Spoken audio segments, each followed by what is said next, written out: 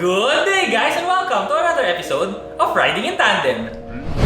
RIT, Riding in Tandem, RIT. With me, RM, at sa episode na to, samahan nyo akong subukan itong bagong-bago ng GAC, ang GAC M8 GX Master. Ano, ready na kayo? Tara na!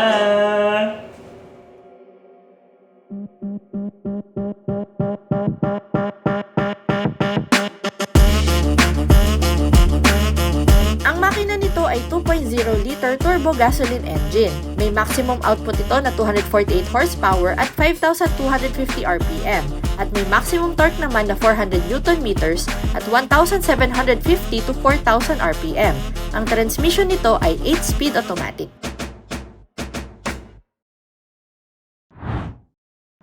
Kung may van man si Batman, palagay ko ito na yon. Sobrang aggressive ng styling, luxurious, pang big time. Parang si Master Bruce. Sa unahan pa lang, nagwa-warning na sa'yo, huwag kang lalapit dito, huwag kang haharang-harang kasi mayayari ka dito. Grills pa lang may horizontal fangs na parang blade na napakatalim, sosyal pero deadly. Tulisan din pati yung ilaw. Yung mga DRLs nito, merong horizontal, merong vertical, nagiging signal lights din yan. Pero yung main na ilaw nito, projector LEDs. Tapos pagka nag-unlock ka or lock, nagiging light show pa yan. May power bump din sa hood, may camera, dalawa. Meron siya sa ibabaw na para sa ADAS, tapos meron siya dito sa baba na para sa 360 camera. Meron din siyang parking sensors at front chin na nakalagay Master. Napakaganda ng sides. Ang van pwede naman palang hindi bilog or hindi namang kahon. Ito, meron siyang bumper, merong hood, meron siyang puwet, meron siyang matatalim na kurbada. Parang chicks lang. Patay, yari na naman. Power folding ang side mirrors na may signal lights at camera. Ang pintuan nag-a-unlock na pag lumapit kang dala yung susi. Yung pinto sa likod, dipindot kung saan ang magbubukas. May chrome inserts pa, pampasosyal. Sa ibabaw ng pintana, ibabaw ng door handles, tsaka yung side skirts. Ang size ng gulong, 225/55R18. Okay na, di ba? Pero it's all in the details. Nakikita mo tong emblem ng GAC. Kahit umandar tong sasakyan na to, always right side up. O, di ba? Wow! Sa likod, simple pero pang big time ang design. Kaso, nasa detalye kasi yung kinaganda nito. Tingnan nyo ha. Walang antena. Ang wiper nakatago dun sa ilalim. Ang third brake light, manipis na manipis lang. Tapos may camera dito para sa rear view. Ang ilaw nga pala nito, no, talagang mapapatitig ka lalo na sa gabi kasi ang lalaki ng mga ilaw eh. May horizontal din, tsaka may vertical. Meron din tong parking sensors at tsaka reverse camera. One touch lang yung tailgate kung saan ang bumubukas. Sa loob, ang space, kasyang-kasya dito kahit yung large na luggage, tas makakapaglagay ka pa ng mga backpack. Sa ilalim naman ito, wala siyang spare tire, pero meron naman siyang compressor tsaka tire sealant. Kung kailangan nyo naman ng more space, maraming configurations na pwede dito. So unahin na natin to, 60-40. Pwedeng ito yung tupi or ito lang yung tupi. Pag natupi mo na at kulang pa yung space, pwede mong i-abante itong mga upuan. Pero kung kulang pa rin, pwede mong i-akyat to. So magiging nakatayo na yung upuan sa dulo. Sa space naman ng tao dito sa third row seats, yung tuhod ko meron pang sobra sa isang fist na space. Ang headroom ko naman lampas 5 daliri. Sobrang komportable dito, kahit long distance pwede ko dito. Actually, kahit yung nakasakay ako sa eroplano, yung mga economy, mas komportable pa dito. Napakalambot ng upuan, tapos ito pa. Nare-recline pa yan. Ang sarap, di ba? Magkabila, meron din ditong hawakan, ilaw, aircon vents, tig 2 cup holders, tag-isang USB, at sa driver side, meron pang open compartment dito sa bandang ilalim. Grabe, no? Dito pa lang, oh, naka-armrest na, komportable. Kahit si Yaya yung uupo dito, kahit sinong uupo dito, Diyos ko, okay na okay. Pero alam nyo mga katandem, hindi pa itong third row, yung pinaka deadliest lethal weapon dito sa sasakyan na to. Kung hindi, yung second row seats. Kaya doon naman tayo. Tingnan mo pa lang yung upuan dito sa second row seats, no? Panalo ka na. Beige yung kulay, may mga pipings pa siya, may brown, tapos meron pang rose gold na piping dito sa gitna na 2 piraso lang naman pero ang lakas kasi ng dating. Ang headrest nito, daig pa yung pang eroplano kasi meron siyang pang saludit sa gilid. So pag nakakatulog ka, Pwede kasi hindi mahuhulog yung ulo mo. Ang leather ng upuan hindi basta-basta, napakalambot tapos perforated pa. Yung design mismo ng upuan, pag tinignan mo sa labas, sobrang sosyal. Kasi ang kikintab ng mga materials na ginamit dun sa gilid, tapos meron pang ambient lighting. Kung naiinitan ka pa, pwede mong palamigin yung upuan mismo kasi ventilated siya. Kung nilalamig ka naman, pwede mong painitan yung upuan kasi heated din siya. O, diba? Ang sarap. Yun pa lang yun na, hindi pa ako tapos. Itong upuan kasi pwede mong iangat yung ottoman, pwede mong iabante, iatras, pwede mo siyang i-recline, pwede mo pa siyang i-massage, at saka one touch lang, babalik na siya dun sa original position niya.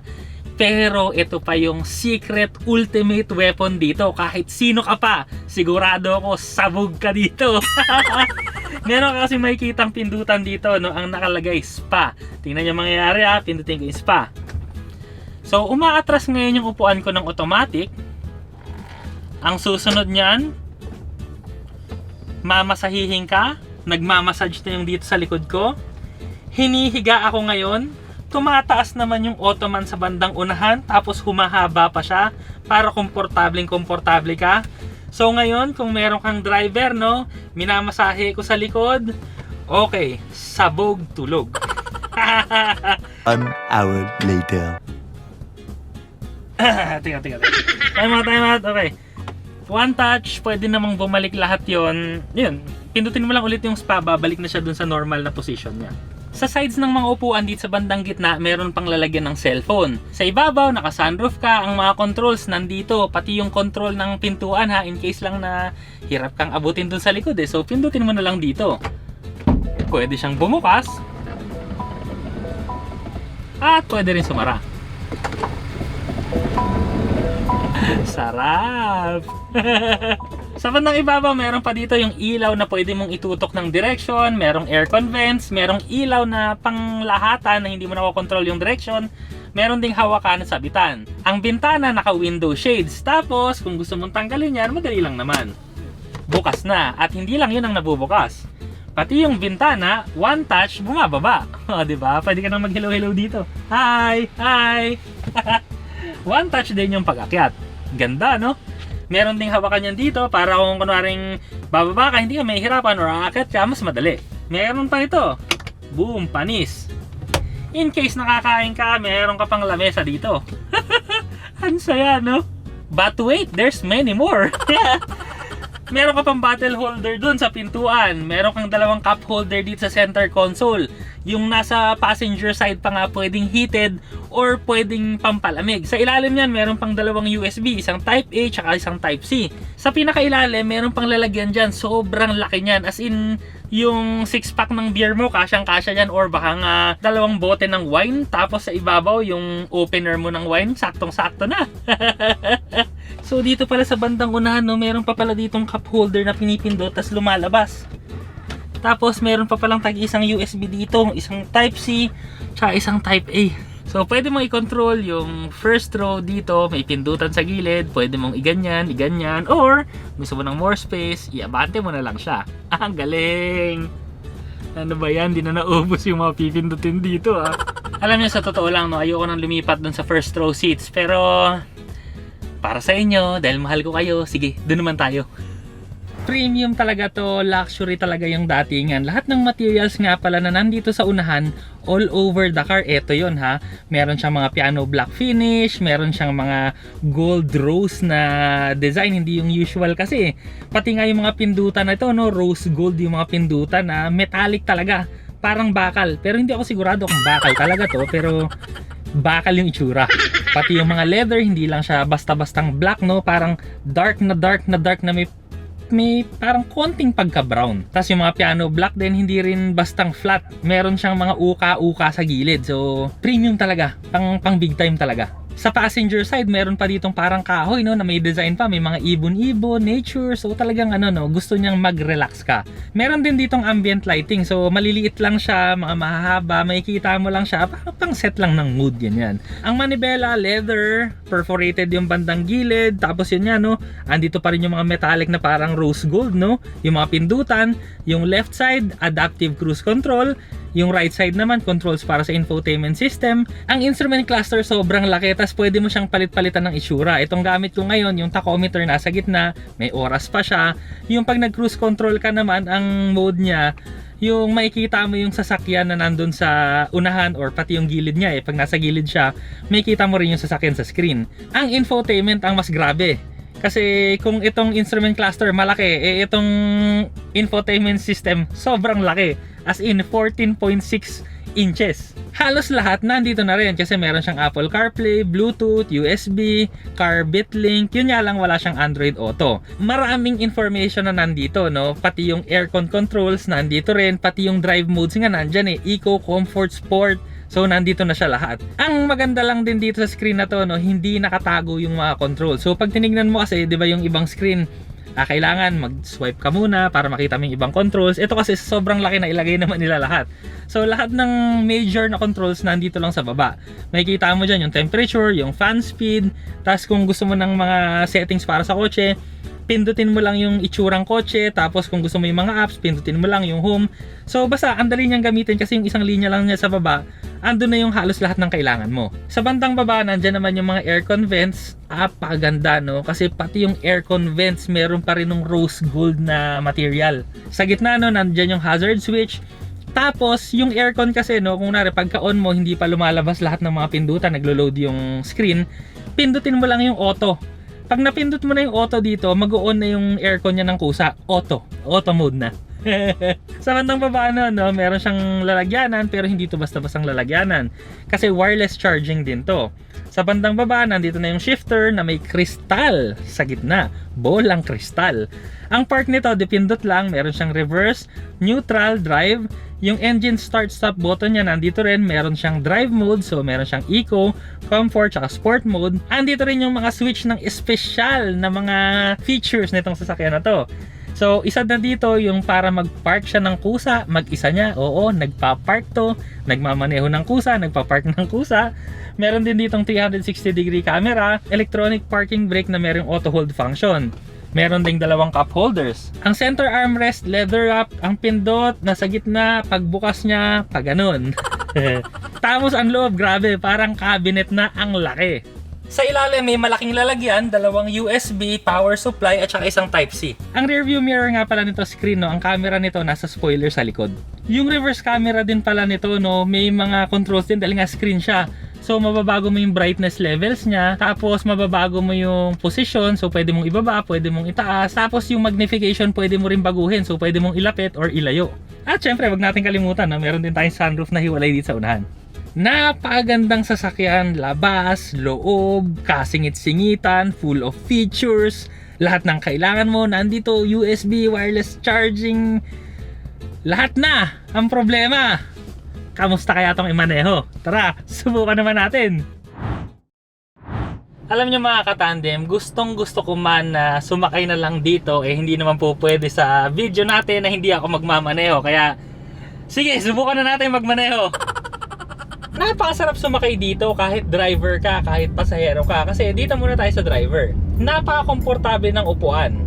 Oo, mas komportable yung nasa likod. Pero hindi magpapahuli to kasi napakalambot din. Perforated nga yung seats. Sobrang lambot, pati yung headrest niya napakalambot, no, parang unan siya talaga. Sa driving naman, yung steering napakalambot din. So napakadali niyang gamitin kahit ang laki-laki niya, parang mas maliit na sasakyan lang yung drive mo. As in, isang daliri o kaya kong lumiko. Pero syempre, do not do this at home. Ganun. Sinusubukan ko lang naman ngayon. Kaya ng isang daliri yung manibela. Pero may feel pa rin kahit papano ha. May mga modes nga pala to, eco, comfort at saka sport. So ngayon lahat ng gagawin natin nasa eco lang muna ako. Ang acceleration nito sa eco, sa totoo lang para sa akin, okay na to. Kasi swabing-swabe yung acceleration yan, linear lang siya. Hindi mo nararamdaman na nagagalit yung makina, pero yung bilis mo tuloy-tuloy yan. 60 na tayo. Pero parang easy-easy lang naman ako, uphill pa yung daan. Malakas yung makina, 2.0 liter turbocharge, kayang-kayang dalhin yung laki ng katawan. Maganda rin yung transmission, no? Medyo mafe-feel mo siya ng konting-konti kung papansinin mo. Pero kung yung nagdadrive ka, hindi mo naman pinapansin, no? Wala, hindi mo mararamdaman. Pasadong-pasado rin sa akin yung preno kasi kahit malaki siya, parang kotse lang din yung pinapreno mo, hindi yung nagtutuloy-tuloy, no? Konting piga ko, yan, okay na. Pero kahit konti lang yung piga ko, parang medyo nagpo-progress pa yung lakas ng preno. Gustong gusto ko yun, lalo na pag ganitong kalaki yung sasakyan, para feel mo na talagang kumakagat yung preno at nagbabagal ka o humihinto ka. Goods na goods yun. Ang throttle response din, so konting-konti lang yung piga ko, yung acceleration kasi nararamdaman ko na, ganun lang naman kasi yung gusto kong acceleration yung nararamdaman ko siya, pero hindi yung yung hindi masakit sa katawan, hindi yung sobra, basta ramdam kong bumibilis siya, goods na sa akin yun. 400 Newton meters torque kasi nito, kaya talagang malakas malakas yung hata, kaya parang ang gaan nung sasakyan dahil sa lakas ng makina. Gas engine yun kaya ibig sabihin din dito sa cabin napakatahimik kasi nga pinong-pino yung andar ng makina, pang luxury talaga. So most probably naman ang mga buyers kasi nito hindi naman budget na buyers ang mga bumibili talaga nito yung mga naghahanap ng luxury. So kung yun yung hanap nyo, Diyos ko, jackpot to. Sa suspension ngayon, dumadaan tayo sa napakapangit na kalsada. Ito yung pinakaayaw kong kalsada dito sa amin kasi yung mga graba nakalabas na, parang yung semento mababa, tas yung graba mga nasa labas na, pero yung suspension mo okay na okay. Tapos yung mga hati ng semento, yung may semento, tas asfalto, semento, yung umbok, okay na okay, maganda, komportable yung suspension, hindi mo nararamdaman parang umaalon ka lang sa lupak, ganun yung pakiramdam. Kahit yung medyo yung sa mga expressway, di ba minsan may biglang mataas na parang lilipad ka. Dito kasi parang ina-absorb lang niya, kaya parang lulutang ka lang dun sa malaking lubak, hindi maliit na lubak malaking lubak. Ayan rumble steps yon dinaanan natin parang wala, hindi iniinda dito sa loob, komportable. Ang transmission nga pala nito 8-speed automatic, kaya kahit anong bigat nitong sasakyan na to, kahit anong laki, kayang-kaya niyang dalhin kasi meron siyang low gears para nga sa mabilis na acceleration, tapos meron din siyang mga high gears para sa mga expressway driving or sa high speed na driving. So wala ka nang hahanapin pa dito sa driving meron tong body roll, oo, mararamdaman mo, oo. Pero yung feel mo kasi pag nagko-cornering ka dito kahit medyo malambot yung steering, na pasado pa rin sa akin kasi merong sobrang lambot na ayoko na, ito pasado pa rin yung steering nito sobrang precise pa rin, kahit van siya, kahit malambot siya, ramdam na ramdam mo yung steering kunwari diretso ka, iurong ko lang ng konti yung manibela, ayun ramdam mo kaagad nagsishift na yung weight nung sasakyan pa right. Yun, ganun lang, ayan, kahit ganyan lang, konting-konti lang, galing. Parang hindi van yung dala mo, para talagang mas maliit na sasakyan. Steering, very good. Suspension, very good. Braking, very good. With flying colors, nako, ito na naman tayo, baka candidate na naman to sa Car of the Year natin. Anak ng tinapa, ang gaganda ng mga sasakyan ngayon. Meron din tong adaptive cruise control so meron siyang low speed follow. Kanina 15 km/h, nakasunod lang siya. Ngayon gagawin kong 60 para sa maximum speed sa kalsada natin. Yan. Sumusunod lang tayo dito sa van. Nade-detect din niya yung van nakatabi Ayan. Nakikita mo dito sa screen na alam niyang may van na nakatabi doon. Grabe yung adaptive cruise control din nito. Meron siyang yung one car niya, yung pinaka-closest sa sasakyan sa unahan, ang lapit. So yun kasi yung problema sa mga ibang adaptive cruise control parang ang layo-layo mo dun sa sasakyan sa unahan mo. Pero ito ang lapit. Pero syempre na-adjust yun depende na sa'yo kung ano yung layo na gusto mo. Pero ito kasi yung pinakamalapit niya, malapit talaga.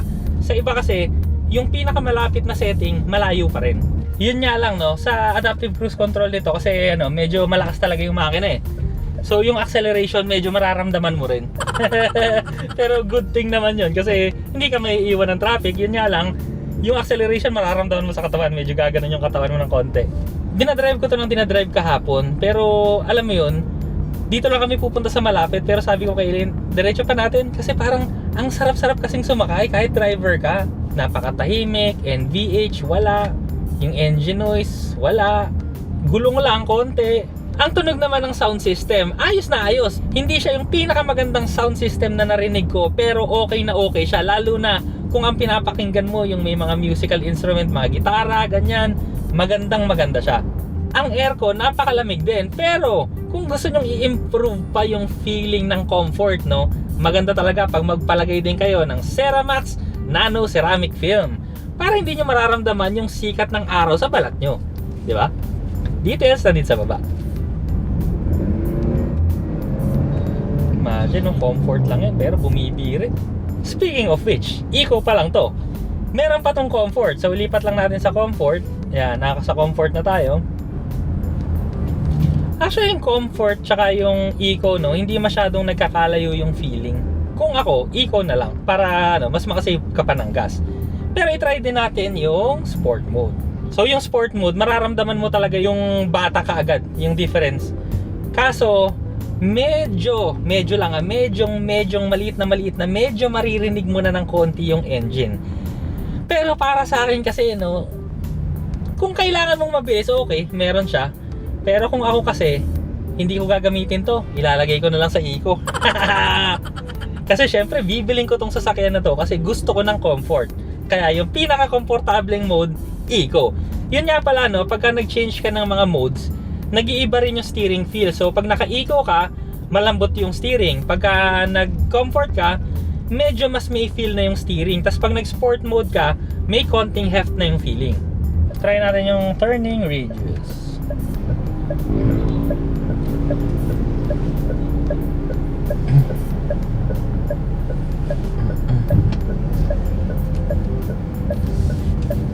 Isa, dalawa, mga 3 lane. Understandable, syempre, ang laki-laki namang sasakyan nito. Isang magandang feature pa nito, meron siyang 360 cam. So, syempre, malaki to. Kaya pagka nagpa-park ka sa mga tight parking spaces or may mga nakaharang na mga kung ano-anong bagay, pindutin mo lang yung 360 camera, makikita mo na lahat. Medyo malabo ka nang sumabit pa kasi makikita mo na nga, laki-laki nung screen eh. Kitang-kita mo na talaga lahat. So ngayon, nakala nyo, tapos na tayo. Akala nyo lang yun. Nagpa-park pa to ng pusa. O, di ba? Kompletos recados, napaka high-tech na van, komportable ka, lahat ng gusto mo na yata sa sasakyan nandito. 4-wheel drive system lang ang wala. Pero syempre, yung mga social na van, bakit naman magpo 4-wheel drive ka? So wala na talagang hahanapin pa. Ito na pala yung bagong fully automatic car, o, di ba? Parang kay Batman, dapat lahat teki. Dapat lahat may function. Lahat ng belt niya may lalagyanan. O, dito rin. Lahat meron.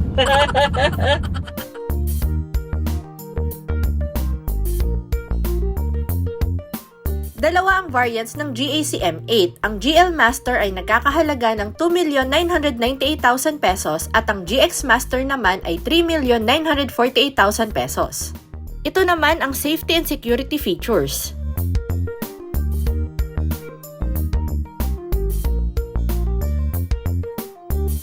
Maraming salamat po sa GAC Motor Philippines sa pagpapahiram nila sa amin ng sasakyan.